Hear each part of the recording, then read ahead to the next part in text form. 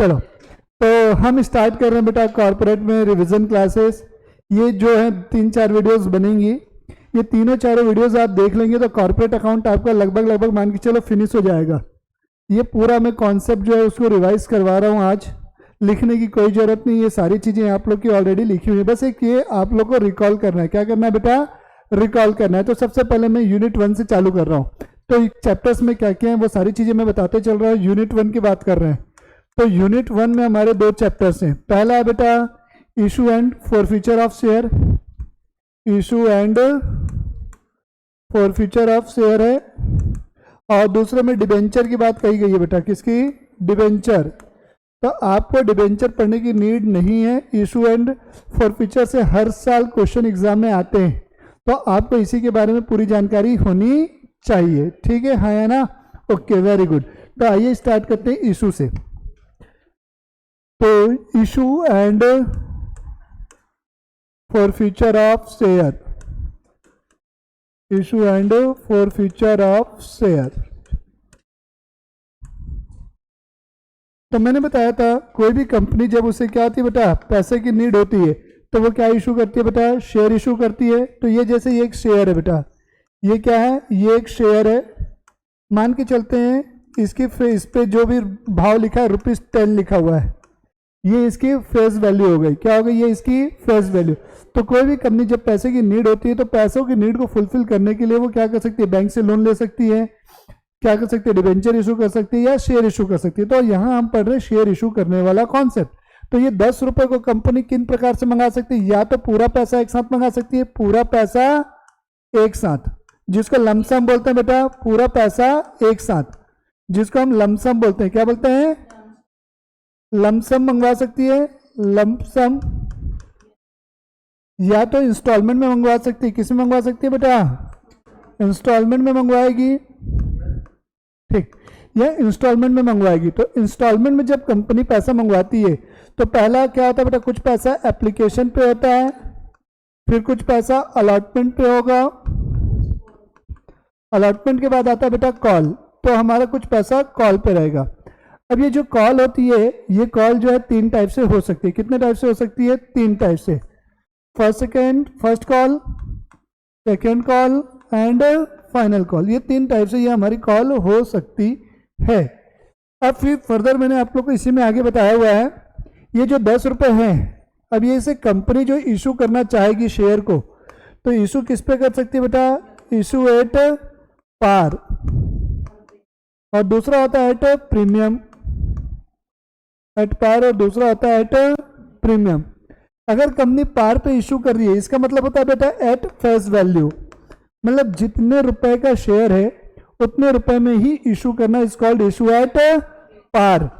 ठीक है, at face value मतलब ₹10 के शेयर को कितने में इशू करना? ₹10 में इशू करना, हाँ या ना? कोई दिक्कत यहां तक? अब प्रीमियम पे इशू कर सकती है, मैंने बोला। दूसरी चीज प्रीमियम, प्रीमियम मतलब क्या होता है बेटा? मोर देन फेस वैल्यू, मतलब 10 रुपए की चीज को 12 रुपए, 13 रुपए, मतलब कुल मिला के 10 रुपए से ज्यादा में इशू करना। तो मेनली इस चैप्टर में जो आपको पढ़ना है बेटा, आपको यहाँ पर सीखना है जर्नल एंट्री, और एक होता है बेटा बैलेंस शीट बनाना। क्या बनाना? बैलेंस शीट बनाना, जो कि मैंने आप लोगों को पहले सिखाया नहीं है, अब सिखाएंगे। ठीक है, जर्नल एंट्री और बैलेंस शीट बनाना। तो पहले बात करता हूं मैं इशू एट पार। मैं अभी इंस्टॉलमेंट वाला सिखा रहा हूं। कौन सा सिखा रहा हूं? इंस्टॉलमेंट वाला। किस पे इशू कर रहे हो? Issue at par, issue at par, issue at par आप कर रहे हैं शेयर को। तो सबसे पहली चीज आपको क्या मिलेगा? एप्लीकेशन का पैसा मिलेगा। एप्लीकेशन अमाउंट क्या होगी? ड्यू होगी। तो सॉरी, रिसीव होती है, ड्यू नहीं होती। एप्लीकेशन का पैसा रिसीव होता है, तो एप्लीकेशन मनी रिसीव्ड होगी। तो इसकी एंट्री क्या होगी? पहली entry bank account debit to share application account, bank account debit to share application account. अब ये जो एप्लीकेशन का पैसा है बेटा, आप इसे क्या करोगे? शेयर कैपिटल अकाउंट में ट्रांसफर करते हो। तो एंट्री होती है share application account debit, share application account debit to share capital account, share application account debit to share capital account. तीसरी एंट्री, ये एप्लीकेशन की 2 एंट्री हो गई। अब ये तीसरी एंट्री किस चीज़ की होगी बेटा, अलॉटमेंट ड्यू होगा। तो अलॉटमेंट ड्यू होगा तो एंट्री होगी share allotment account debit, share allotment account debit to share capital account. ये अलॉटमेंट ड्यू हो गया। अब चौथी एंट्री, अब अलॉटमेंट ड्यू है तो बेटा अलॉटमेंट का पैसा हम क्या करेंगे, रिसीव करेंगे। तो पैसा मिलेगा तो बैंक अकाउंट डेबिट होगा, bank account debit to share allotment account, bank account debit to share allotment account. ये 4 एंट्री हो गई बेटा। एप्लीकेशन की 2 हो गई, अलॉटमेंट की 2 हो गई, एप्लीकेशन अलॉटमेंट, फिर उसके बाद आता है कॉल। तो मैं कॉल को first call, second call, final call नहीं लिख रहा हूँ, केवल शेयर कॉल अकाउंट लिख रहा हूँ। अगर फर्स्ट कॉल होगी तो शेयर फर्स्ट कॉल लिखेंगे, सेकंड कॉल होगी तो शेयर सेकंड कॉल लिखेंगे, फाइनल कॉल होगी तो शेयर फाइनल कॉल लिखेंगे। 15 मिनट लेट आ रहे हैं आप लोग, 16 मिनट रोज का तुम लोग का यही है, बढ़िया है। शेयर कॉल अकाउंट डेबिट लिखूंगा यहाँ मैं, ड्यू करेंगे कॉल को तो share call account debit to share capital account. ये कॉल अमाउंट क्या हुआ बेटा, ड्यू हो गया। इसके बाद आप क्या करोगे, कॉल का पैसा रिसीव करोगे तो bank account debit to share call account होगा, bank account debit to share call account. ये एंट्री हो गई जब मैं शेयर को किस पे इशू कर रहा हूं बेटा, पार पे इशू कर रहा हूं, उस केस में ये सारी एंट्री होंगी। अब दूसरा केस है बेटा, प्रीमियम पे इशू कर रहे हैं। किस पे इशू कर रहे हैं, प्रीमियम पे। हर्षिता और इससे पूछो तो पलक और शिवानी कहाँ हैं, इन लोग क्लास क्यों नहीं आए हैं। पलक को लगाओ, तुमको बोल रहा हूँ जानवी, पलक को लगाओ, बोलना सर उठा के पटक देंगे नहीं तो। हाँ, शेयर प्रीमियम पे जब हम शेयर को इशू कर रहे हैं तो शेयर को जब आप प्रीमियम पे इशू करते हैं तो केवल और केवल एंट्री नंबर 3, मतलब ये वाली एंट्री जो है, ये वाली एंट्री चेंज होगी, बाकी सारी एंट्रीज एज इट इज रहेगी। तो ये एंट्री क्या बनेगी, प्रीमियम पे जब आप इशू करोगे तो share allotment account debit, share allotment account debit to share capital account, और यहां पर क्या आएगा, टू शेयर प्रीमियम अकाउंट, क्योंकि प्रीमियम हमको मिलेगा, प्रीमियम हमारा फायदा। नॉमिनल अकाउंट क्रेडिट करोगे टू सिक्योरिटी प्रीमियम अकाउंट। हाँ है ना, छोड़ो, नहीं उठा रही है फोन, छोड़ दो, पूछने दो, कुछ चीजें बताऊंगा ही नहीं अब उसको मैं। यहां तक की चीजें हो गई, इशू एट पार और इशू एट प्रीमियम। अगर यही पैसा मैं लमसम में मंगाता, किस पे मंगाता बेटा, लमसम में मंगाता, तो लमसम में मंगाता तो एंट्री क्या आती, बैंक अकाउंट डेबिट, लमसम का बता रहा हूं मैं, ये लमसम इंस्टॉलमेंट का क्लियर है ना। लमसम में देखिए तो एंट्री क्या आती है बेटा, bank account debit to share application and allotment एक साथ, क्योंकि पैसा पूरा आ गया तो एप्लीकेशन के साथ में अलॉटमेंट की एंट्री कर दिया। तो यहां पर मैंने क्या लिख दिया, to share application and allotment account, share application and allotment account. ठीक है, अब इसको आप ट्रांसफर करोगे तो एंट्री क्या होगी, share application and allotment account debit to share capital account. अगर पार पे इशू है तो ये होगा, अगर प्रीमियम पे रहता तो यहां पर आप एक वर्ड और क्या जोड़ देते बेटा, टू सिक्योरिटी प्रीमियम अकाउंट। ये सारी चीजें आ जाएंगी हमारी, तो दिक्कत यहां तक क्लियर हो गई। ठीक, अब इसके बाद मैंने यहाँ पर शेयर कैपिटल में आपको कॉन्सेप्ट समझाए थे, over subscription, under subscription, calls in advance, calls in earlier, तो वो सारे कॉन्सेप्ट आपको मैं रिकॉल कर रहा हूँ। तो पहला कॉन्सेप्ट है calls in advance, sorry calls in advance को नहीं, ओवर सब्सक्रिप्शन कर लेते हैं। सबसे पहले बात करता हूं मैं ओवर सब्सक्रिप्शन। ओवर सब्सक्रिप्शन क्या होता है, मैंने मान लो एप्लीकेशन इशू किए कितने बेटा, 10,000 मैंने शेयर इशू किए हैं। एप्लीकेशन कितने के लिए मांग रहा हूं मैं, इनवाइट कर रही है कंपनी 10,000 के लिए, ये इशू है, ये क्या है बेटा, इशू है। कंपनी 10,000 के लिए आपसे क्या चाह रही है, आवेदन चाह रही है।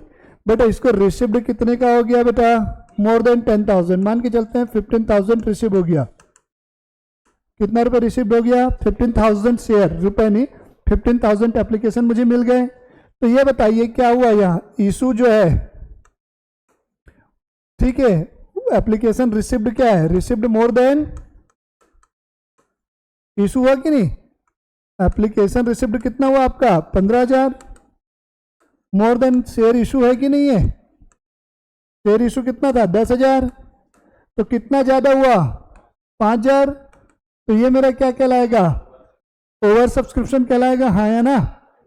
अब मान के चलते हैं ये जो शेयर था @10 रुपीज वाला था, अब इस पे पैसा इस प्रकार देना था, एप्लीकेशन पे 2, अलॉटमेंट पे 5 और कॉल पे 3। ये हमारा अमाउंट का बाइफर्केशन दिया हुआ है। तो अब आपको क्या हुआ होगा, पहली एंट्री जब आप करोगे यहाँ तो बैंक अकाउंट डेबिट आपने किया होगा, बैंक अकाउंट डेबिट टू क्या लिखा होगा आपने? शेयर एप्लीकेशन अकाउंट लिखा होगा, यस और नो? तो कंपनी पहली एंट्री कितने से करेगी? दिया जितने कंपनी को एप्लीकेशन मिले बेटा, एप्लीकेशन कितने मिले हैं 15,000 शेयर मिले हैं, तो ये एंट्री कितने से हो गई बेटा 15,000 शेयर इंटू एक शेयर पे कितने रुपए हैं 2 रुपए, हाँ या ना? अब एप्लीकेशन का पैसा हम क्या करते हैं, इसे ट्रांसफर करते हैं बेटा। एंट्री क्या होती है? Share application account debit to share capital account, मैंने सिखाया है कि नहीं? Share application account debit to share capital account, yes और नो? तो कितने से ट्रांसफर करेगी? 10,000। जितने शेयर कंपनी ने इशू किए उससे ज्यादा का अधिकार उसका है क्या? कंपनी ने इशू किए 10,000 शेयर, तो कंपनी का अधिकार कितने पे बनता है? 10,000 शेयर पे ही बनता है।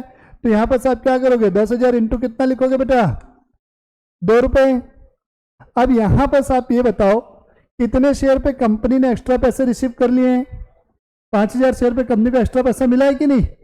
इशू कितना किया था 10,000, एप्लीकेशन मिला है 15,000, मतलब 5,000 शेयर पे क्या हुआ 2 रुपए के हिसाब से कितना रुपए एक्स्ट्रा मिल गया है?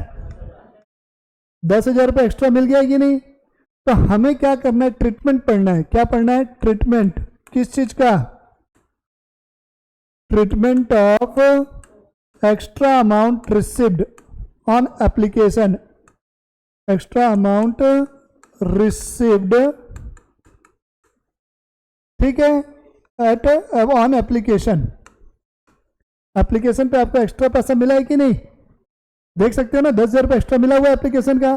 तो इसका पहला ट्रीटमेंट आप क्या कर सकते हो? पहला ट्रीटमेंट या तो रिफंड कर दो, रिफंड एक्सेस मनी। तो रिफंड जब आप करोगे तो एंट्री क्या होगी, किस चीज का पैसा दे रहे हो? एप्लीकेशन का। तो शेयर एप्लीकेशन अकाउंट डेबिट होगा, share application account debit to bank account. पैसा हमारे पास से क्या होगा बेटा, मतलब जो हमने पहली एंट्री की थी, देख सकते हो bank to share application, just उसकी रिवर्स है कि नहीं है? दूसरा एडजस्ट क्या करोगे, अलॉटमेंट पे, एडजस्ट एट अलॉटमेंट। अब देखना समझना मेरी बात, अलॉटमेंट पे आपको यहाँ पर क्या करना है, एक्स्ट्रा पैसा एडजस्ट करना है। तो एंट्री क्या होने वाली है, यहाँ पर अलॉटमेंट ड्यू होगा, तो शेयर अलॉटमेंट अकाउंट लिखोगे कि नहीं लिखोगे? यहाँ शेयर अलॉटमेंट अकाउंट डेबिट। अब एप्लीकेशन का पैसा आप एडजस्ट करोगे, तो एप्लीकेशन के पैसे को आप यहाँ क्या करोगे, डेबिट करोगे। Share application account debit to यहाँ क्या लिखोगे, शेयर कैपिटल अकाउंट, हाँ या ना? क्लियर है चीजें? तो अब ये बताओ कितने शेयर इशू किए थे और अलॉटमेंट पे कितना रुपए है? तो 5 इंटू 10,000, 50,000 रुपये बनता है। शेयर कैपिटल में हम कितना ट्रांसफर करेंगे, 50,000। कितना रुपए है, 50,000। अब उससे एक्स्ट्रा पैसा कितना मिला हुआ है ऑलरेडी, मतलब सामने वाली पार्टी को, मतलब कंपनी को अलॉटमेंट का तुमसे यानी कि शेयर होल्डर से कितना रुपए लेना है, 50,000। बट शेयर होल्डर बोल रहे हैं कि भैया हमने ऑलरेडी 10,000 तुमको एक्स्ट्रा पे किया हुआ है, उसे एडजस्ट करो। तो एडजस्ट करेंगे यहाँ 10,000 रुपए, तो नेट कंपनी को अलॉटमेंट पर कितना पैसा मिलेगा, 50 मिलना था, 10 का हिसाब हो गया, तो बचा कितना? तो ये बैलेंसिंग फिगर आया कि नहीं आया, 40,000 रुपए, 40,000। तो ये मेरा क्या हुआ बेटा, ओवर सब्सक्रिप्शन पूरा क्लियर हुआ, कोई डाउट इस पे नहीं? अब आइएगा अंडर सब्सक्रिप्शन, बात करते हैं अंडर सब्सक्रिप्शन की। अंडर सब्सक्रिप्शन, हाँ, तो अंडर सब्सक्रिप्शन पे आएंगे, तो अंडर सब्सक्रिप्शन में आप क्या करने वाले हो, जस्ट अपोजिट। अंडर मतलब क्या, कंपनी अच्छी नहीं रही होगी, लोगों का विश्वास उस कंपनी में कम है। तो मान लो कंपनी ने इशू किया है एप्लीकेशन कितने के लिए, इशू कितने के लिए मांगा है बेटा? इशू शेयर कितने किया है? इशू शेयर कितने किया बेटा? मान के चलते 10,000 शेयर ही इशू किया है। रिसिप्ट कितना हुआ? एप्लीकेशन रिसिप्ट कितना मिला है? एप्लीकेशन रिसिप्ट कितना हुआ? 8,000 9,000 मतलब कुल मिला के 10,000 से आपको कम मिले हैं। कितने मिल गए हैं? 8,000। तो कहने का मतलब क्या हुआ? जब कंपनी शेयर इशू करती है तो उससे कम के लिए क्या मिल रहा है? एप्लीकेशन। तो मैं क्या बोल सकता हूं? एप्लीकेशन रिसिप्ड लेस देन, इसको लेस देन पढ़ते हैं, less than share issued. Less than क्या बेटा? Share issue. हाँ है ना? इसका कोई ट्रीटमेंट नहीं होता। हाँ क्या हुआ? कुछ बोले क्या? हाँ, तो यहां पर अंडर सब्सक्रिप्शन में जितनी भी एंट्री होंगी वो कितने से होंगी? जितने के लिए आपको एप्लीकेशन मिला, उससे ज्यादा समझ में आया? इसमें कुछ भी नहीं है। तो under subscription over subscription clear हो गया। अब इसके बाद आती है बेटा calls in advance, calls in arrear. तो आते हैं calls in advance and calls in arrear. Calls in advance. क्या हुआ? पलक का फोन नहीं लगा क्या? जानबूझ के नहीं उठा रही है। Calls in advance and calls in arrear, इसको मैं एक डायग्राम से समझाता हूं, समझिएगा। और हर्षिता कहाँ है? लगाओ फोन उसको, मैं बात करूंगा, मेरे से बात करो। एप्लीकेशन 1 जनवरी को देना था, 1 जनवरी 2022 को देना था। ये 1 अक्टूबर को देना था अलॉटमेंट, 1 अक्टूबर 2022 को देना था अलॉटमेंट, और 1 दिसंबर को कॉल है। क्यों नहीं आ रही हो तुम? ये हम समझ रहे बेटा, calls in advance and calls in arrear. तो यहाँ पर मैंने 3 चीज़ें लिखी हैं। एप्लीकेशन की डेट है 1 जनवरी 2022, अलॉटमेंट की डेट है 1 अक्टूबर 2022, और 1 दिसंबर 2022 से बेटा कॉल की डेट। अब मान के चलते मैं क्या, एक शेयर होल्डर था, उस शेयर होल्डर ने कॉल का पैसा क्या किया बेटा? अलॉटमेंट पे दे दिया। कॉल का पैसा कब दे दिया? अलॉटमेंट पे दे दिया। मतलब किसी अमाउंट के ड्यू होने से पहले उसका रिसीव हो जाना इज कॉल्ड क्या बेटा? Calls in advance. Call due कब होता? दिसंबर महीने में, पर वो पैसा कब मिल गया बेटा हमें? अक्टूबर में मिल गया। तो ये मेरा क्या हुआ? Calls in advance. कहने का मतलब क्या हुआ? किसी अमाउंट के ड्यू होने से पहले उसका मिल जाना। तो जब मैं इसकी जर्नल एंट्री करूंगा, तो चलो जर्नल एंट्री बोलो तुम, भविष्य, तुम्हारे भविष्य का प्रश्न है बेटा, बोलो जल्दी से जर्नल एंट्री। बहुत बढ़िया। बैंक अकाउंट डेबिट हो गया, फिर शेयर एप्लीकेशन अकाउंट क्यों होगा भाई साहब? कॉल से इन एडवांस होगा ना, एप्लीकेशन मंगवा रहा हूं क्या? यस सर बोलता है यार, कॉल से इन एडवांस होगा। घर में पढ़ो, तुम लोग यहां बैठ के छापोगे तो कुछ नहीं होगा, खुद से स्टडी जरूरी है। Bank account debit to calls in advance account. Clear हुआ कि नहीं? अब ध्यान से सुनना, ये जो एडवांस है, इस एडवांस पे कंपनी क्या पे करती है? इंटरेस्ट पे करती है। क्या पे करती है? इंटरेस्ट पे करेगी। तो इंटरेस्ट की एंट्री क्या होगी? इंटरेस्ट कंपनी के लिए खर्चा है कि इनकम होगी जब पे करेगी? तो जर्नल एंट्री बोलो तुम, अनन्या तुम बोलो। बहुत बढ़िया। Interest on calls in advance account debit, interest on calls in advance account debit to क्या? कैश अकाउंट की बैंक। बैंक बेटा जितनी भी एंट्री होती है कंपनी की बुक्स में, मैंने बताया है, सब बैंक अकाउंट करेंगे। ठीक है, हाँ या ना?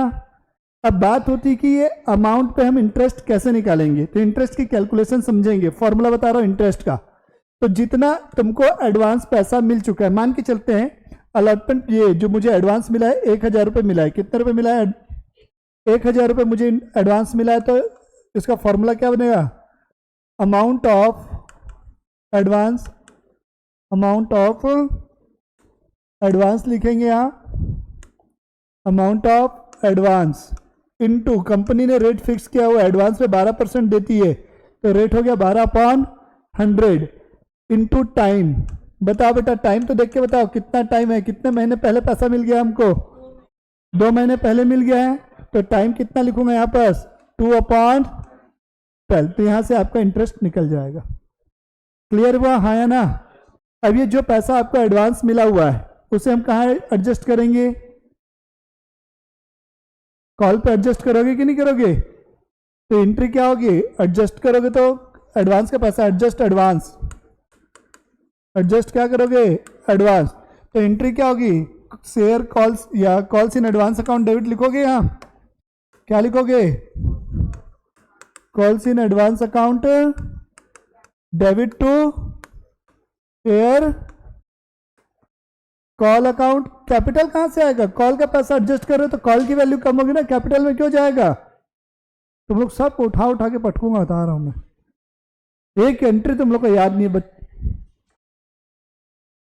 नहीं कैसे होगा? तुम लोग के लिए मर मर के पढ़ा रहा हूं मैं, रात को सो नहीं रहा हूं तुम लोग की टेंशन में।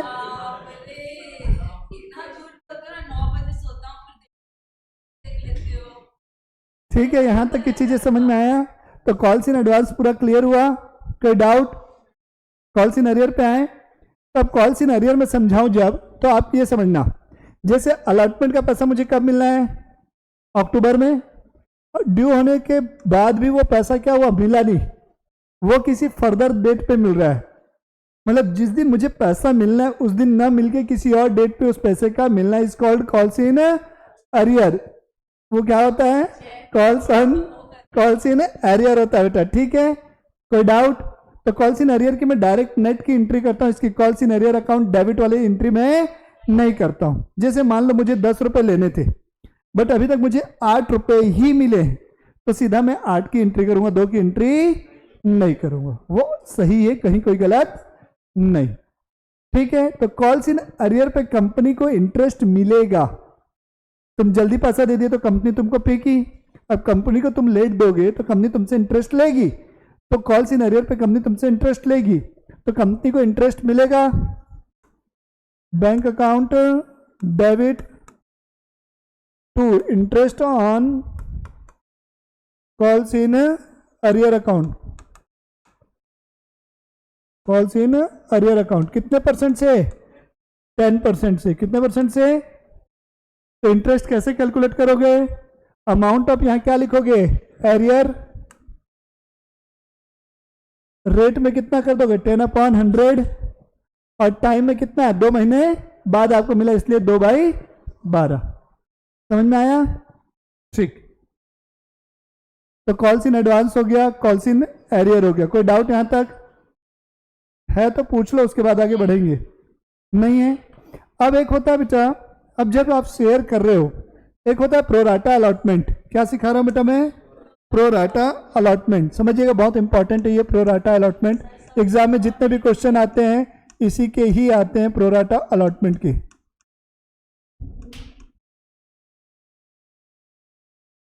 प्रोराटा, ये ठीक है नहीं? प्रोराटा अलॉटमेंट, प्रोराटा अलॉटमेंट हो गया, ठीक है? भावनाओं को समझे तुम लोग ना, ये लड़कियों को कोई नहीं समझेगा। प्रोराटा अलॉटमेंट क्या होता है? जब भी ओवर सब्सक्रिप्शन का केस होता है, किसका केस होता है?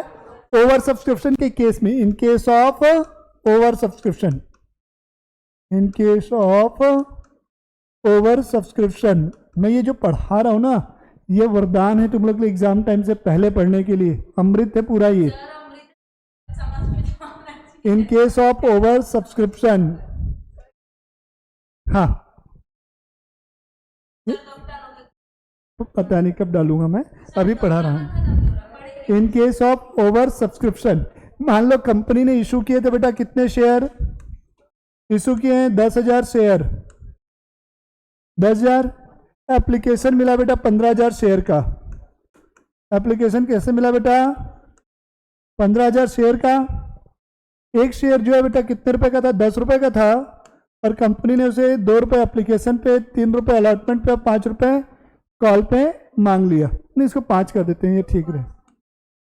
2, 5 और ये 3 कर देते हैं बेटा। चलो, ये 5 है और ये 3 है, 2 रुपए, 5 रुपए और 3 रुपए, ठीक है? हाँ या ना? अभी ऐसी सिचुएशन में सभी को खुश करना जरूरी है, तो कंपनी क्या करती है? उनको अलॉट करती है। तो यहां पर लिख रहा हूं, company allotted them as under to the applicant, जिसने 5,000 मांगा था, 5,000 वाले को कितना दे दिया? पूरा 5,000, हाँ है ना? फिर क्या हुआ? जिसने 7,000 मांगा था, उसको कंपनी कितना दे रही है? पूरा 5,000 दे दी, तो 5 7 12,000 हुआ। और जिसने 3,000 मांगा था उसे कुछ भी नहीं दिया। तो इस प्रकार से जो अलॉटमेंट होता है इसको हम क्या बोलते हैं? Pro rata allotment. तो जब भी प्रोराटा अलॉटमेंट का क्वेश्चन होगा तो हम एक टेबल बनाते हैं वर्किंग नोट के लिए, एनालिटिकल टेबल बोलते हैं। तो उसका फॉर्मेट कैसे होता है समझना। एनालिटिकल टेबल, एनालिटिकल टेबल हम क्या बनाते हैं बेटा? एक एनालिटिकल टेबल बनाएंगे। तो एनालिटिकल टेबल में हम क्या करेंगे? सबसे पहले यहां लिखते हैं अप्लाइड। क्या लिखते हैं यहां पर? अप्लाइड। फिर यहां पर क्या लिखेंगे? अलॉटेड लिखेंगे। क्या लिखेंगे? अलॉटेड लिखेंगे। क्या लिखेंगे? अलॉटेड। हाँ, तो अप्लाइड का पहला कॉलम होगा, दूसरा कॉलम होगा अलॉटेड का, अब तीसरा कॉलम जो होगा excess application money, excess application money, excess application money.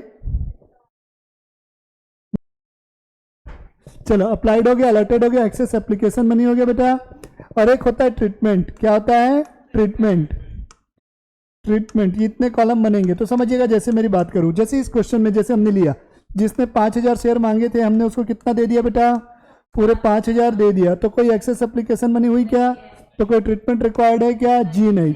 फिर उसके बाद जिसने 7,000 मांगे थे उसको हमने कितना दिया बेटा? 5,000 दिया। तो यहाँ पर कितने एक्स्ट्रा है? 2,000 शेयर पे एक्स्ट्रा, 2,000 शेयर पे एक्स्ट्रा पैसा मिला हुआ एप्लीकेशन का। एप्लीकेशन का कितना रुपए है? 2 रुपए। तो 2,000 शेयर इंटू 2 मतलब 4,000 रुपये एक्स्ट्रा मिल गए।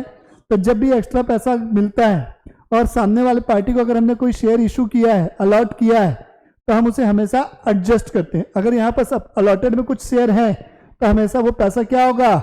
एडजस्ट होगा। तो ये कुछ नहीं बोला तो एडजस्टेड क्या करोगे? अलॉटमेंट। अगर बोला है कि इसको फलाना जगह पे एडजस्ट करना है तो फिर वो फलाना जगह पे ही एडजस्ट होगा।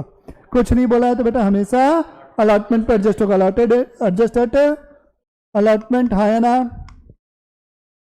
और जिसको कुछ नहीं मिला, तो 3,000 शेयर थे, इनको हमने कुछ अलॉट किया क्या? जी नहीं। तो 3,000 इंटू कितना बेटा? 2। तो ये क्या करोगे आप?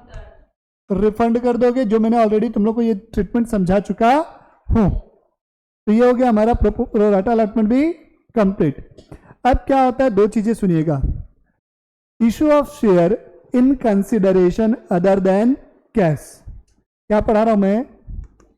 Issue of share in consideration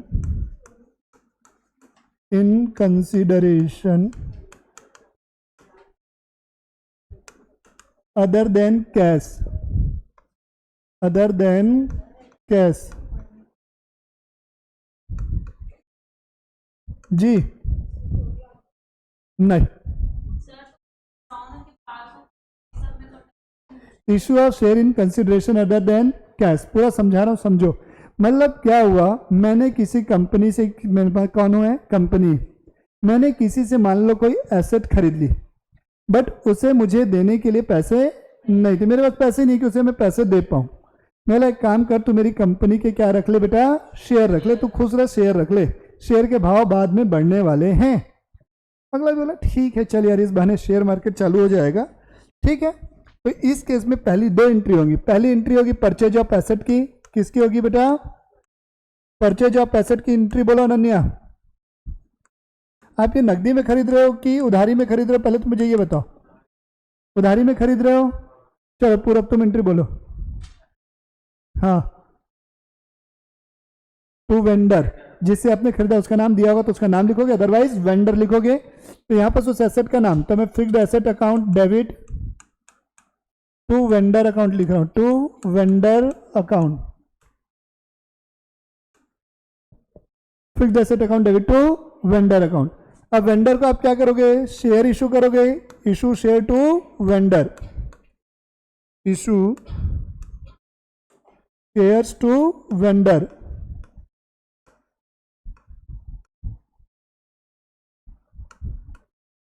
issue share to vendor.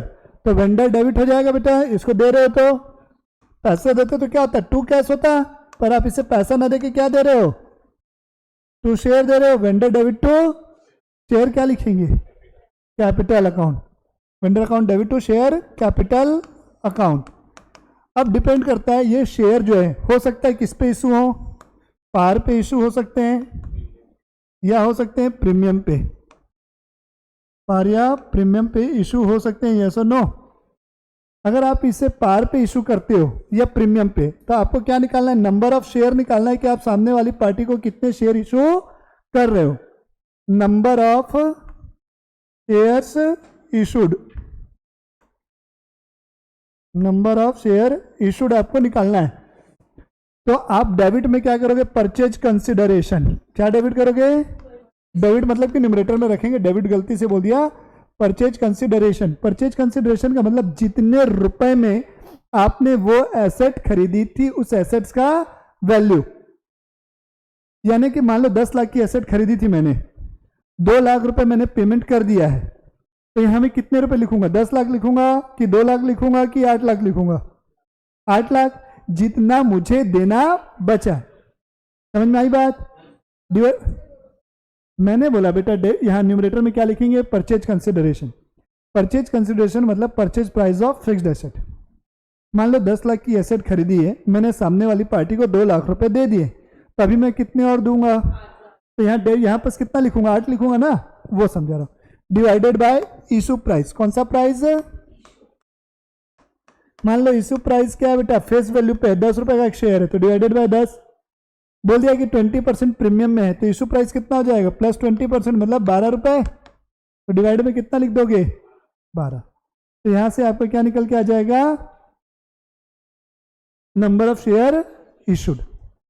अब कई बार आपके पास क्या आता है, प्रमोटर को आप शेयर इशू करते हो, किसको शेयर इशू करते हो, प्रमोटर को, उनकी सेवा के बदले कंपनी के फाउंडर मेंबर है ना वो, तो उनको शेयर देते हो, तो उनको जो शेयर दिए जाते हैं उस केस में आप क्या करोगे, इनकॉर्पोरेशन एक्सपेंस भी लिख सकते हो, कंपनी को बनाने के खर्चे, या गुडविल अकाउंट भी डेबिट कर सकते हो। तो उस केस में अगर आप प्रमोटर को शेयर इशू कर रहे हो, इशू शेयर टू प्रमोटर, तो आप वहां क्या डेबिट करोगे बेटा, goodwill account debit to share capital account, goodwill account debit to share capital account. ये पूरा जो कॉन्सेप्ट मैंने समझाया ये किसका हुआ बेटा, इशू ऑफ शेयर का। अब चालू होगा फॉरफीचर एंड री इशू, क्या चालू होगा, फॉरफीचर एंड री इशू। तो आइएगा फॉरफीचर एंड री इशू, क्या हुआ, अब मैं क्या करूं बेटा, पढ़ाऊं कि नहीं पढ़ाऊं बता दो, तुम लोग से पैसा लिया बेटा, दिल गवाही नहीं देगा ना, पूरा नहीं पढ़ाऊंगा तो मैं। आज कहाँ पैसा दियो मेरे को, हाँ उन लोगों को पढ़ा रहा हूँ ना, तो बोल के एडमिशन लिया ना बेटा, उनको पूरा नहीं पढ़ाऊंगा मैं, ये मैं बोल के लेता हूँ बेटा एडमिशन। अब जैसे तुम लोग को बोला था मैं रिवीजन करवाऊंगा, तो रिवीजन करवा रहा हूँ ना, नालायक तुम लोगों को पढ़ नहीं रहे हो, हाँ नहीं क्वेश्चन नहीं दूंगा, मैं पहले दिन क्लियर किया था, ज्वाइन करना है तो करो, नहीं करना है तो मत करो, पहले दिन बोल दिया था क्वेश्चन इंपॉर्टेंट नहीं दिए जाएंगे, फिर भी मैं तुम लोग को प्रैक्टिकल सब्जेक्ट के इंपॉर्टेंट दे चुका हूँ, थ्योरी के नहीं दूंगा। पहला फॉरफीचर, सुनो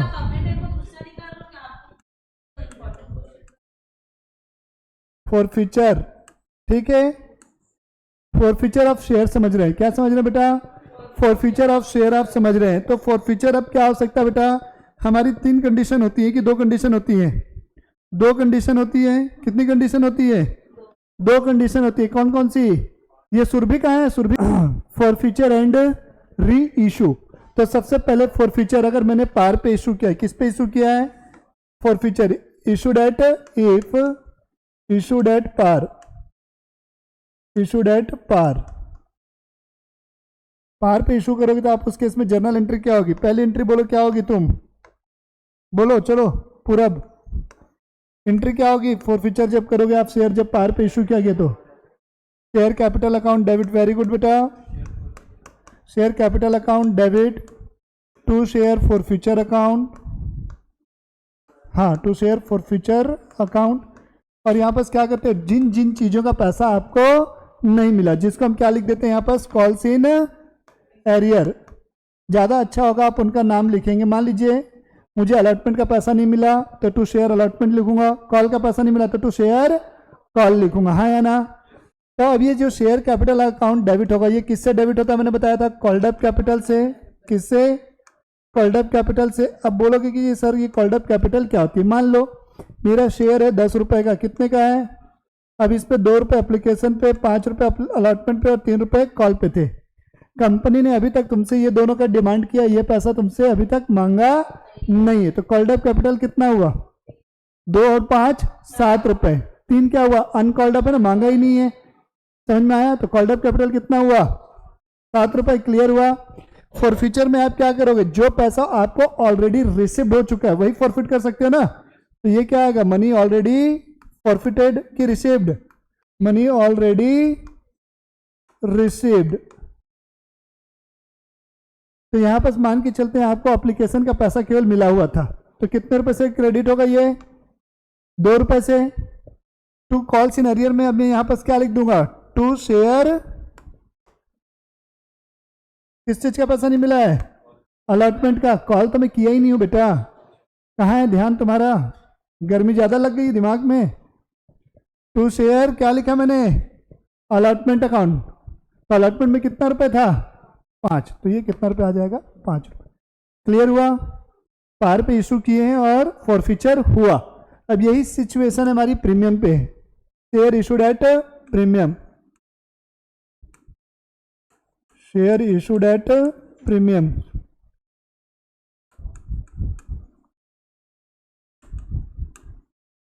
शेयर इशूड एट प्रीमियम। अब इसमें 2 चीजें होती है। आपको प्रीमियम का पैसा मिल चुका है, मान लो अलॉटमेंट पे प्रीमियम था और शेयर होल्डर ने अलॉटमेंट का पैसा दे दिया, बट कॉल का पैसा नहीं दिया, उसमें फॉरफिट हुआ। तो क्या हुआ? Forfeited after receiving premium amount. After receiving क्या बेटा? After receiving premium amount. Yes और नो? पहला केस ये बन सकता है। दूसरा केस क्या बन सकता है? Forfeited before receiving, before receiving premium amount. Receiving premium amount before receiving premium amount, हाँ या ना? तो आपका अब यहां पर क्या होने वाला सुनना, ये क्या होगा? सेम एज पार, सेम एज पर। प्रीमियम का पैसा जो था वो मिल चुका है, तो ये मान के चलेंगे कि क्वेश्चन में प्रीमियम का पैसा दिया ही नहीं, ऐसा मानते हुए चलेंगे। और पिछला जो पार पे इशू हुआ था वैसी एज इट इज एंट्री होगी, एंट्री में कोई चेंजेस नहीं होगा। बट ये वाले केस में एंट्री क्या होगी? शेयर कैपिटल अकाउंट डेबिट, और जो शेयर प्रीमियम का पैसा है उसे भी हम यहाँ क्या करेंगे? डेबिट करेंगे। तो यहाँ क्या लिखेंगे? Security premium account debit to, क्या लिखोगे यहाँ? Share capital account. वही ये कॉल्ड अप कैपिटल से आएगा, ये प्रीमियम के अमाउंट से आएगा। किसके अमाउंट से आएगा? प्रीमियम के अमाउंट से। कोई डाउट नहीं? अब आते हैं री इशू, ये तो फॉरफिट हो गया। तब आते हैं री इशू पे। किस पे आते हैं? री इशू। री इशू करोगे पार पे। किस पे री इशू हो रहा है बेटा? पार पे। री इशू एट पार होगा, तो पार पे री इशू होगा तो एंट्री क्या होगी? बैंक अकाउंट डेबिट टू, सीधा सीधा शेयर कैपिटल अकाउंट लिखोगे। Bank account debit to share capital account. फिर दूसरी चीज क्या, किस पे इशू कर सकते हो आप? डिस्काउंट पे इशू कर सकते हो। किस पे? डिस्काउंट पे इशू करोगे तो एंट्री क्या होगी, बैंक अकाउंट डेबिट। मान के चल रहा हूं 10 की चीज को मैं कितने में इशू किया, 8 में, तो मेरी जेब में कितने रुपए आए, 8 रुपए। तो बैंक अकाउंट डेबिट कितने रुपए से, डिस्काउंट को यहां हम शेयर फॉर फ्यूचर लिखते हैं, क्या लिखते हैं, शेयर फॉर फ्यूचर। तो यहां लिखेंगे share for future account debit, share for future account 2 रुपए। टू क्या बेटा, टू शेयर कैपिटल अकाउंट, हाँ या ना, 10 रुपए से। अब मान लो प्रीमियम पे री इशू हो रहा है, किस पे हो रहा है, प्रीमियम पे री इशू हुआ, मतलब 10 की चीज को किस में दोगे, 10 से ज्यादा में। तब यहां क्या लिखोगे, share capital, bank account debit लिखोगे, बैंक अकाउंट डेबिट, बैंक बेटा bank account debit, bank account debit to share capital account और टू सिक्योरिटी प्रीमियम अकाउंट। मान के चलते हैं 10 की चीज को 12 में रीइशू किया, कितने में, तब पैसे कितने आएंगे जेब में, 12 रुपए, ये 10 रुपए और ये 2 रुपए। क्लियर हुआ। अब ये जो पैसा है, अब यहां पर ध्यान से सुनना मेरी बात, ये प्रीवियस एंट्री में आपने ये फॉरफीचर अकाउंट डेबिट किया हुआ है कि नहीं किया हुआ है, यहाँ forfeiture account credit, sorry debit नहीं क्रेडिट, कहाँ गया, ये रहा, ये है, ये फॉरफीचर अकाउंट है, हाँ या ना। तो ये हमारा क्या हुआ बेटा, फायदा हुआ, ये मेरा क्या हुआ, फायदा। मुझे कितने रुपए नहीं मिले हैं, ठीक है, नहीं बेटा 3 तो मैं मांगा ही नहीं था, ये मेरा फायदा हुआ, ठीक है, ये मेरा क्या हुआ, फायदा। और यहां पर आप फॉरफीचर को डेबिट किया हो कि नहीं, कहाँ गया, कैसे नहीं किया हूं मैं, डिस्काउंट पर इशू किया हो ना,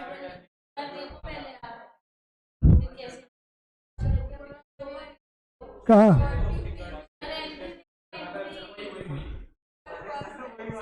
ये रहा, क्या है, डिस्काउंट पर इशू किया हो ना, देखो डिस्काउंट पर इशू किया हो तो ये फॉरफीचर है, फॉरफीचर डेबिट है कि नहीं। तो ये जो फॉरफीचर है मेरा, ये फॉरफीचर मेरा क्या है, लॉस है कि नहीं है, ये मेरा लॉस है, डिस्काउंट दे रहे बेटा कंपनी, तो लॉस हुआ ना कंपनी का, क्रेडिट में है तो फायदा है, डेबिट में है तो लॉस। तो हमको दोनों के डिफरेंस को कहां ट्रांसफर करना होता है, कैपिटल रिजर्व में। तो एंट्री क्या होगी, share forfeiture account debit, share forfeiture account debit to capital reserve account. अब बात आती है कि कैपिटल रिजर्व अकाउंट में जो पैसा मैं ट्रांसफर कर रहा हूं, क्या कर रहा हूं, ओ भैया उठो, ट्रांसफर कर रहा हूं, उसका कैलकुलेशन कैसे होगा, तो calculation of amount transfer to capital reserve कैसे होगा, जितने शेयर तुमने री इशू किए, number of share reissued, ये फॉर्मूला बना लेना, मेरा बनाया हुआ है, इनटू, हाँ आ जाओ यहाँ, क्रेडिट पर शेयर इन फॉरफीचर, क्रेडिट पर share in forfeiture minus debit पर शेयर इन फॉरफीचर, डेबिट पर शेयर इन फॉरफीचर। तो ये हमारा बेटा इशू ऑफ शेयर क्या हुआ, 100% कंप्लीट हो गया, हाँ कंप्लीट हो गया। हाँ यहाँ पर जो है ना फॉरफिटेड बिफोर रिसीविंग प्रीमियम है, सारी चीजें समझ में, तो भावनाओं को नहीं समझते यार। यहाँ पर क्या होगा, टू शेयर फॉरफीचर आएगा, भावनाओं को लिखने में मिस्टेक हो गई, बोलने में मिस्टेक थोड़ी ना बेटा, टू कॉल्स इन एरियर, जो पढ़ाया उसको देखना नहीं है, जो हल्की सी मिस्टेक है उसको देख रहे हो। चलिए ये यूनिट होगा यूनिट 1। अब हम इसी को कंटिन्यू करते हैं यूनिट 2 पे, तो यूनिट 2 आइएगा, 2 मिनट का ब्रेक ले लो, कोई दिक्कत नहीं है, तब तक मैं पॉज कर दे रहा हूँ। चलो आ जाओ, यूनिट 2 में हम स्टार्ट कर रहे हैं। यूनिट 2 में 2 चैप्टर्स हैं, तो यूनिट 2 में 2 चैप्टर्स के नाम बताओ तो प्रेम कौन कौन से बेटा, तुमको देखो चैप्टर याद है कि नहीं है। हाँ कॉर्पोरेट के बेटा यूनिट 2 में ये देखो, ये हमारा होनहार छात्र है, इनको चैप्टर नहीं पता है। अभी पूछ दूंगा मोबाइल में किस किस लड़की का नंबर है, सब बताया, तुरंत निकलेगा। यूनिट टू में 2 चैप्टर हैं। पहला है कंपनी का फाइनल अकाउंट, सबसे वास्ट है, ये कल पढ़ेंगे फाइनल अकाउंट। और दूसरा बेटा लिक्विडेशन ऑफ कंपनी, लिक्विडेशन। तो हम लिक्विडेशन ऑफ कंपनी स्टार्ट करेंगे आज, समझिएगा सारी चीजों को। लिक्विडेशन, तो लिक्विडेशन में सीधा सीधा मैं आपको बता रहा हूं बात। तो कंपनी जब अनसक्सेस, क्या आता है इधर देखो, कंपनी जब बिजनेस को कैरी ऑन नहीं कर पा रही है, लॉस, कंटिन्यू लॉस है, या और भी किसी रीजन से कंपनी ने डिसाइड कर लिया कि अब कंपनी को सस्टेन नहीं कर पा रही है, अब इस कंपनी को क्या कर देना चाहिए, बंद कर देना चाहिए। तो ऐसी सिचुएशन में क्या होता है बेटा, एक पर्सन को अपॉइंट किया जाता है, क्योंकि कंपनी क्या एक आर्टिफिशियल पर्सन, देखो कितनी जल्दी जल्दी टाइप करके रिप्लाई कर रहा है। दिखा तो क्या बाबू सोना को मैसेज कर रहा, मैं करता हूं। ये लड़की बेटा जिंदगी में धोखा देगी तुमको, ठीक। लड़कों से बात करो, ठीक है, लॉ लीगल हो गया, लीगल है बेटा, इसका मतलब ये थोड़ी नहीं यार, कोई बात नहीं बेटा, होता है। चला आ जाओ। तो मैं ये बता रहा हूं आपको कि कंपनी एक आर्टिफिशियल पर्सन होती है, इसलिए कंपनी जब बंद हो रही तो ऑटोमेटिक बंद थोड़ी ना हो जाएगी।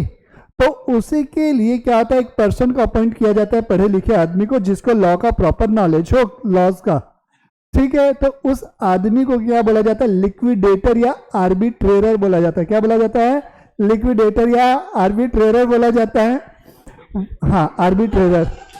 तो उससे क्या होगा, उसे उसकी सर्विसेज के बदले में, उसे उसकी सर्विसेज के बदले में क्या होगा, कंपनी कमीशन देती है। किस टाइप की सर्विसेज, तो वो जितनी, तुम लोग यार पढ़ लो, हाँ। तो यहां पर क्या होगा, सामने वाली पार्ट मतलब जो है लिक्विडेटर, उसे क्या होगा, कंपनी से कमीशन मिलेगा।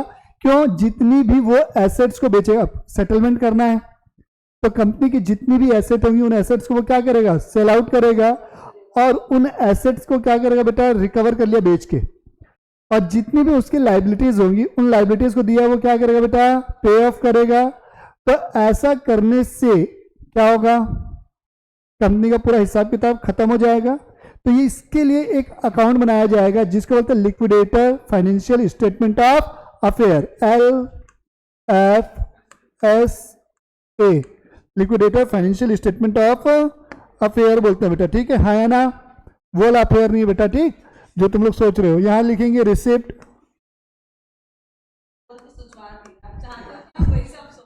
रिसिप्ट, ये अमाउंट, ये पेमेंट, यहां पर क्या आएगा बेटा, अमाउंट, पेमेंट, और ये क्या आएगा, अमाउंट, रिसिप्ट, पेमेंट, यहां तक की चीजें आ गई।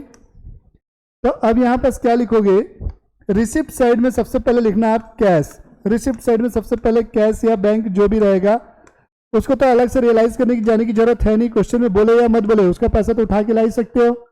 फिर यहां क्या लिखोगे, रियलाइज्ड फ्रॉम, रियलाइज्ड फ्रॉम जितनी भी एसेट्स होंगी, जैसे डेटर, स्टॉक, ठीक है, plant and machinery, furniture and fixture, other, जितनी भी एसेट होंगी उनसे ये पैसा पूरा रियलाइज हो जाएगा, हाँ या ना। अब पेमेंट साइड का जो है सीक्वेंस फिक्स है बेटा। सबसे पहले आप लिखोगे लिक्विडेशन या लीगल एक्सपेंस, लिक्विडेशन एक्सपेंस, जिसको हम लिक्विडेशन एक्सपेंस को क्या बोलते हैं बेटा, लीगल एक्सपेंस के नाम से भी बोलते हैं, या वाइंडिंग अप एक्सपेंसेस भी बोलते हैं बेटा। दूसरा यहां पर लिखते हैं लिक्विडेटर का कमीशन, क्या लिखते हैं, लिक्विडेटर कमीशन, हाँ बेटा KBC लिखेंगे। अच्छा, A, B और C, 3 टाइप से कमीशन मिल सकता है बेटा, A, B और C। ये देखो, उसको भी मोबाइल में लगे रहना है, लगे रहो, हाँ लगे रहो बेटा, मना ही नहीं है, नाराज हो जाएगा। तीसरा क्या होगा बेटा, प्रेफरेंशियल क्रेडिटर लिखोगे, कौन से क्रेडिटर बेटा, प्रेफरेंशियल क्रेडिटर। चौथा आता है बेटा डिवेंचर होल्डर, यहाँ क्या लिखते हो, डिवेंचर होल्डर। पांचवा में लिखते हो बेटा अनसिक्योर्ड क्रेडिटर। कौन से क्रेडिटर? Unsecured creditors. छठवा में आता है प्रेफरेंस शेयर होल्डर, फिर इक्विटी शेयर होल्डर को पेमेंट होती है बेटा। ये चार ये इस सीक्वेंस में पेमेंट करना है। इधर का सीक्वेंस फीस क्या है बेटा? फिक्स है, इसको आप ऊपर नीचे नहीं कर सकते। अगर आप ऐसा करते हो तो आपका आंसर रॉन्ग हो जाएगा। क्लियर हो गई चीजें? अब यहाँ पर समझिएगा ये बातें क्या क्या लिखी हुई है मैंने। सबसे पहले मैंने लिखा है लिक्विडेशन एक्सपेंस। क्या लिखा है? लिक्विडेशन एक्सपेंस लिखा है। तो लिक्विडेशन एक्सपेंस का मतलब क्या हुआ? जब कंपनी बंद होती है तो जैसे कंपनी बनती है, बनाते हैं तो फॉर्मेशन में खर्चे होते हैं, तो वैसे ही जब कंपनी बंद होती है तो उसकी कुछ लीगल फॉर्मेलिटीज होती हैं। उन फॉर्मेलिटीज को जब आप पूरा करते हो तो कुछ खर्चे लगते हैं, तो उन खर्चों को बोला जाता है लिक्विडेशन एक्सपेंस। ठीक है। अब ये जो कमीशन है, ये जो कमीशन है बेटा तीन टाइप से मिलता है इन जनरल, लेकिन एक और बताऊंगा मैं। पहला ये जो कमीशन है बेटा ऑन टोटल एसेट। किस पे बेटा? On total asset realised. किस पे पहला कमीशन? टोटल एसेट रियलाइज्ड पे। उस केस में क्या होगा? टोटल एसेट रियलाइज्ड पे अगर कमीशन बोला है तो जितनी भी आपने एसेट रियलाइज की है कैश को छोड़कर, क्योंकि कैश को रियलाइज करने में तुमने कोई मेहनत थोड़ी ना की है। गए गल्ला खोले निकाल के ले आए, तुमने कोई मेहनत की क्या? अब बोले सर गल्ला खोलने में मेहनत हुई है। अरे यार उसको मेहनत थोड़ी ना लोगे यार। ठीक है, गल्ला खोले ले आए। तो यहां पर एसेट रियलाइज्ड एक्सेप्ट क्या? कैश। एक्सेप्ट क्या लिखेंगे यहां पर? कैश इनटू जो परसेंटेज दिया होगा रेट अपॉन 100। दूसरा किस पे बोलेगा बेटा commission? Amount distributed to unsecured creditor. हाँ बेटा, अमाउंट डिस्ट्रीब्यूटेड टू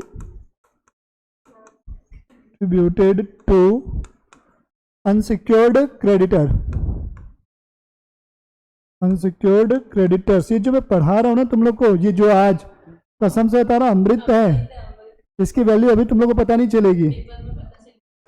हाँ, इसके अनसिक्योर्ड क्रेडिटर, इसमें दो चीजें हो सकता है बेटा। क्रेडिटर्स को देने के लिए आपके पास सफिशिएंट पैसे हो।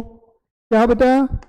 सफिशिएंट पैसे हो, उनको पे करने के लिए आपके पास सफिशिएंट पैसे हैं। और दूसरा जो है उनको पे करने के लिए आपके पास सफिशिएंट पैसे नहीं है। तो इस केस में कमीशन जब निकालोगे तो आप क्या लिखोगे? अनसिक्योर्ड क्रेडिटर्स की अमाउंट इनटू रेट अपॉन क्या लिखोगे? अनसिक्योर्ड क्रेडिटर्स की अमाउंट, यानी कि कुल मिलाकर मान लो उनको 2 लाख रुपए देना था, अब मेरे पास 2.5 लाख रुपए अवेलेबल है, तो कमीशन कितने पे दूंगा? 2 लाख पे दूंगा ना। 2 लाख देना है तो 2 लाख पे। अब मान लो इनको देने थे 2 लाख, पर मेरे पास है 1,80,000, तो कमीशन 1,80,000 के ऊपर निकालेंगे ना। तो इस केस में क्या होगा? अमाउंट अवेलेबल इनटू, फॉर्मूला क्या बनेगा? Amount available into rate upon 100 plus rate. तीसरा किस पे बोल सकता है? हाँ, ये फॉर्मूला है, अभी याद कर। ठीक है, ये सब मैंने रेगुलर बैच में तुमको पढ़ाया हुआ है। तीसरा क्या होगा? Amount distributed to shareholder. किसको दे रहे हो बेटा? Amount distributed to shareholder. तो वही सेम फॉर्मूला लगेगा, यही वाला, amount available into rate upon 100 plus rate. ये जो तुम लोग की प्री यूनिवर्सिटी है ना, सेम क्वेश्चन इसी से आया था। क्लियर हो गया? अगर क्वेश्चन आपको ऑन नेट एसेट बोले, कमीशन किस पे बोले? On net asset realised. On net asset realised बोले, सुनना मेरी बात। नेट एसेट का मतलब क्या होगा समझिएगा। जैसे ये कंपनी है, कंपनी ने क्या किया? बैंक लोन लिया है। क्या लिया हुआ है? कंपनी ने बैंक से लोन लिया हुआ है 10 लाख रुपए का, और उसके ब्रैकेट में लिख दिया secured against stock. Secured against stock. ठीक है।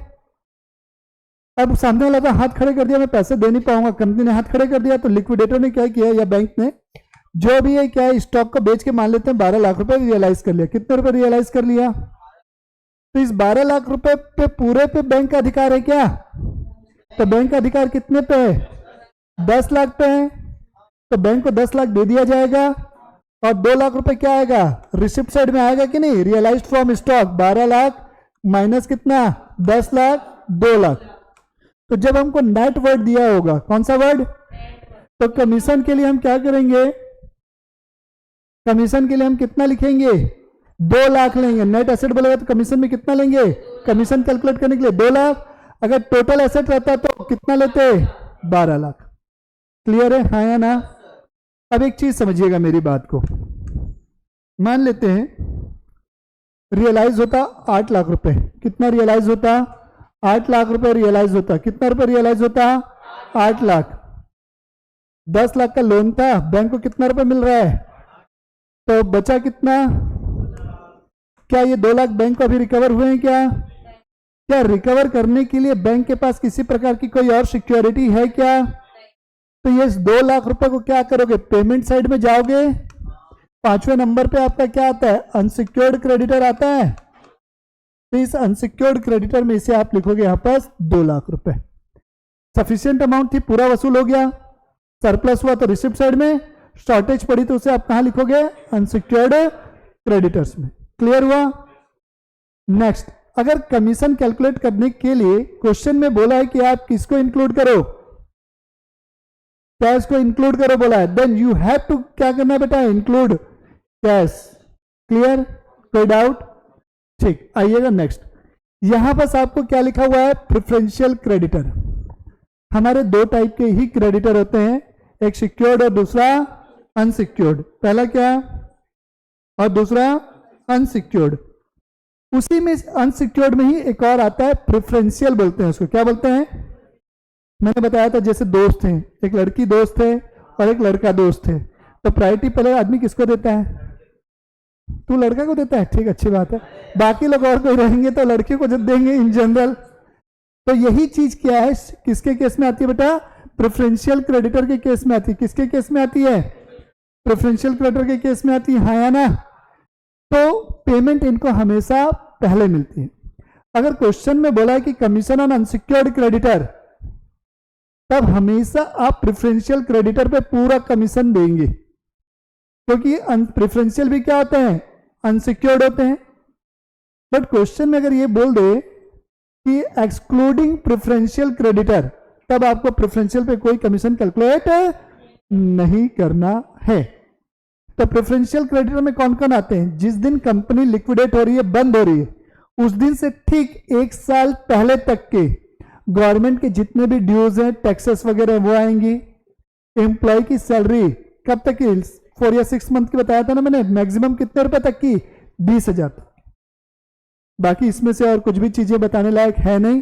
तो ये था बेटा आपका पूरा पूरा कौन सा,